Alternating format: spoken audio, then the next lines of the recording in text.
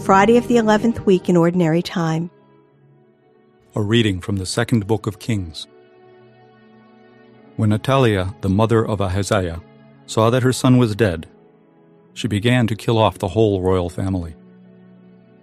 But Jehosheba, daughter of King Jehoram and sister of Ahaziah, took Joash, his son, and spirited him away, along with his nurse, from the bedroom where the princes were about to be slain.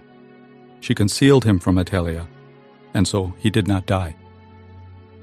For 6 years he remained hidden in the temple of the Lord, while Athaliah ruled the land. But in the 7th year, Jehoiada summoned the captains of the Carians and of the guards. He had them come to him in the temple of the Lord, exacted from them a sworn commitment, and then showed them the king's son. The captains did just as Jehoiada the priest commanded. Each one with his men, both those going on duty for the Sabbath and those going off duty that week, came to Jehoiada the priest. He gave the captains King David's spears and shields, which were in the temple of the Lord. And the guards, with drawn weapons, lined up from the southern to the northern limit of the enclosure, surrounding the altar and the temple on the king's behalf. Then Jehoiada led out the king's son, and put the crown and the insignia upon him. They proclaimed him king and anointed him, clapping their hands and shouting, "Long live the king!" Athaliah heard the noise made by the people, and appeared before them in the temple of the Lord. When she saw the king standing by the pillar, as was the custom, and the captains and trumpeters near him, with all the people of the land rejoicing and blowing trumpets, she tore her garments and cried out, "Treason! Treason!" Then Jehoiada the priest instructed the captains in command of the force. "Bring her outside through the ranks. If anyone follows her," he added, "let him die by the sword." He had given orders that she should not be slain in the temple of the Lord. She was led out forcibly to the horse gate of the royal palace, where she was put to death. Then Jehoiada made a covenant between the Lord as one party, and the king and the people as the other, by which they would be the Lord's people, and another covenant between the king and the people. Thereupon all the people of the land went to the temple of Baal and demolished it.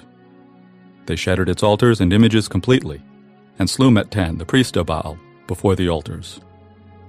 Jehoiada appointed a detachment for the temple of the Lord. All the people of the land rejoiced, and the city was quiet, now that Athaliah had been slain with the sword at the royal palace. The word of the Lord. The responsorial psalm. The response is, "The Lord has chosen Zion for his dwelling." The Lord swore to David a firm promise from which he will not withdraw. "Your own offspring I will set upon your throne." The Lord has chosen Zion for his dwelling. If your sons keep my covenant and the decrees which I shall teach them, their sons, too, forever shall sit upon your throne. The Lord has chosen Zion for his dwelling. For the Lord has chosen Zion, he prefers her for his dwelling. Zion is my resting place forever. In her will I dwell, for I prefer her. The Lord has chosen Zion for his dwelling. In her will I make a horn to sprout forth for David. I will place a lamp for my anointed. His enemies I will clothe with shame, but upon him my crown shall shine. The Lord has chosen Zion for his dwelling. A reading from the Holy Gospel according to Matthew. Jesus said to his disciples, "Do not store up for yourselves treasures on earth, where moth and decay destroy, and thieves break in and steal. But store up treasures in heaven, where neither moth nor decay destroys, nor thieves break in and steal. For where your treasure is, there also will your heart be. The lamp of the body is the eye. If your eye is sound, your whole body will be filled with light. But if your eye is bad, your whole body will be in darkness. And if the light in you is darkness, how great will the darkness be?" The Gospel of the Lord.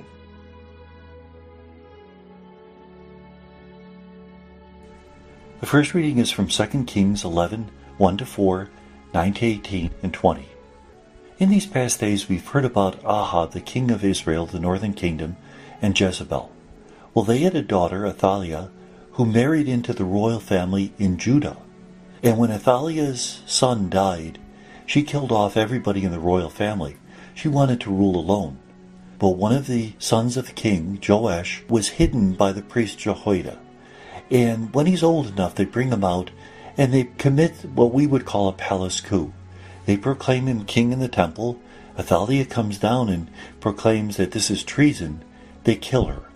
They drag her out of the temple and kill her. And then they recommit themselves to the Lord.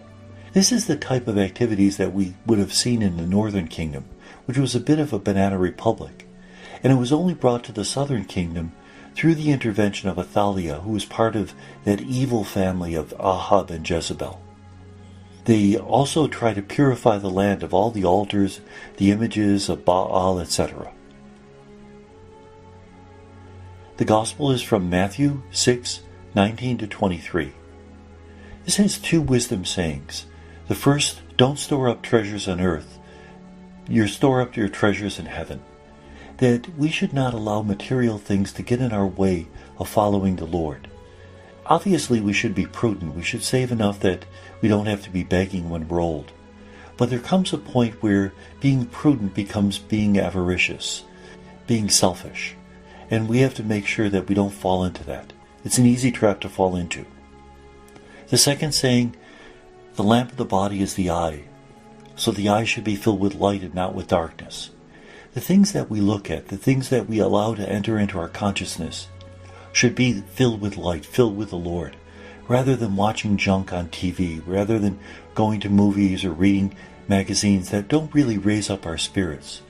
We should make sure that everything we see in the Lord. Likewise, when we look at other people, we should judge them in the Lord, because we should judge them with a spirit of light rather than darkness. If we look for the good things in others, we'll find them.